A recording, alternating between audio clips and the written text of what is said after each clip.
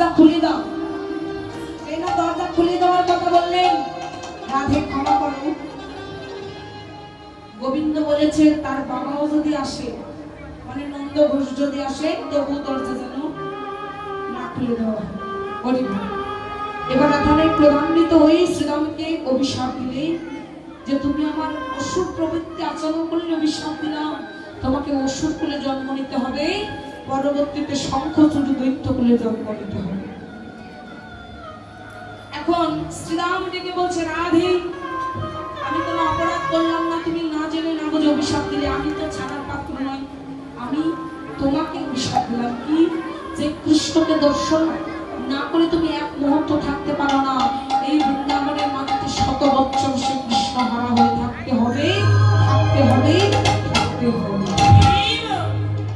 আপনারা জানেন বৃন্দাবন প্রত্যাগ করে দ্বারকায় গিয়ে দ্বারকা অধিপতি হয়েছে। হরি বল। এবার একটা অভিশাপ গেল, এবার আরেকটা অভিশাপ কি, ও রাধে গো তোমাকে আমি মাতৃত্ব ভাবে আচরণ করলাম, মানে মাতৃজ্ঞানে দেখলাম, আর তুমি কি করলে সন্তানের, তুমি সন্তানের সম্মান রাখলে না, মায়ের সম্মান রাখলে না, অভিশাপ দিলাম এই জাগতিক জগতে কোনোদিনও তুমি মা হতে পারবে, মা হতে পারবে না। মানে আমরা যেমন মা লক্ষ্মী, দুর্গা, মা কালী, কেউ মা রাধারানী বলে, কেউ শুধু রাধারানী বলে, এটা হচ্ছে শ্রীরামের অভিশাপ। এবার রাধারানী বলছে শ্রীরাম মা হবো না।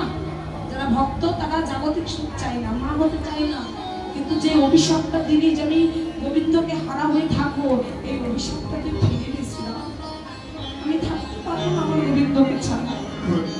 অনেক কথা বলে যখন ফিরালেন না, রাধারানী প্রধান্বিত হয়ে চলে গেলেন কুঞ্জ মাঝে। যেই না কুঞ্জ মাঝে গেলেন, যোগমায়া বললেন, গোবিন্দ তোমার চরণ তলে এই মিনতি করি, তুমি কৃপা হয়ে বিরজাকে বললো নদী হতে, আর তুমি নদীর পক্ষে সর্প হয়ে বসে থাকো। হ্যাঁ, এবার যেই না নদীর পক্ষে সর্প হয়ে ভেসে থাকলেন, এদিকে রাধারানী, এদিকে রাধারানী এসে সেইখানেই একটা ময়ূর রূপ ধারণ করলেন। ময়ূর রূপ ধারণ করে ক্রোধে প্রধান্বিত হয়ে গোবিন্দের অঙ্গে 3টি ছবল মেরেছিলেন। এখানে কিছু প্রশ্ন আছে, সেটা হচ্ছে 3টি ছবল মারলেন, সেখান থেকে 3 ফোঁটা রক্ত মাটিতে পড়েছে।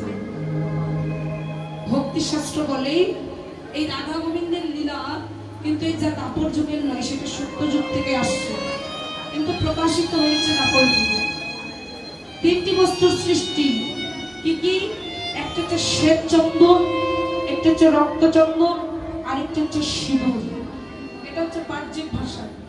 আর আধ্যাত্মিক ভাষায় রাধারানীকে গোবিন্দ রাধারানীকে বললেন, রাধে তুমি ক্রোধান্বিত হয়ে আমার অঙ্গ থেকে রক্ত ঝরালে, তো তোমাকে অভিশাপ দিলাম, আজকে ক্রোধান্বিত হয়ে যে রক্ত তুমি আমার অঙ্গ থেকে ঝরালে, শুধু তোমাকে নয় প্রত্যেকটি নারী জাতিকে অভিশাপ দিলাম, এই রক্ত তোমাদের শরীর হইতে প্রতি মাসে মাসে বইবে।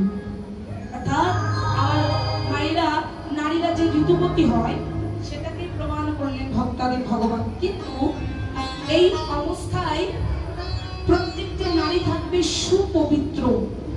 আমরা অনেকে বলি যে এই অবস্থায় কোনো কাজ করা যাবে না, ঠাকুর বাড়ি যাওয়া যাবে না, প্রসাদ গ্রহণ করা যাবে না, এটা হচ্ছে বাহ্যিক, মানে বিধি যারা তাদের কথা। কিন্তু রাগ মার্গ যারা, এই অবস্থাতেই আপনি যতটা কৃষ্ণ নাম করবেন, ভগবানের পূজা অর্চনা করবেন, সেবা করবেন, ততটা একটা দ্বিগুণ পুষ্প অর্জন হবে। কেন? কারণ ওই ফুল দিয়ে কখনো প্রভুর সেবা হয় না, এই দেহ ফুল দিয়ে প্রভুর সেবা হয়। মনে থাকবে না? হরি বল। তাই সেই দিন সেই বিরজাকে কথা দিল, বিরজা রে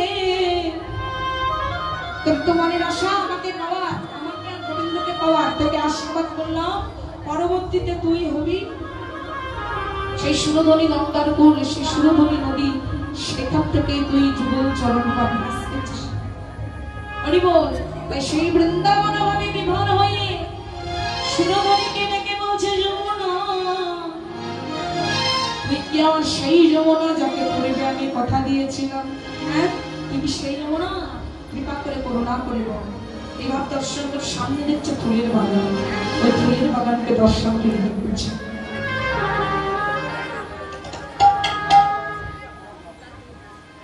ফুলের বাগানকে দর্শন করি বৈষ্ণব কবি লীলার এক রাতে দাঁড়ায় বলি, কি ফুল বন দেখি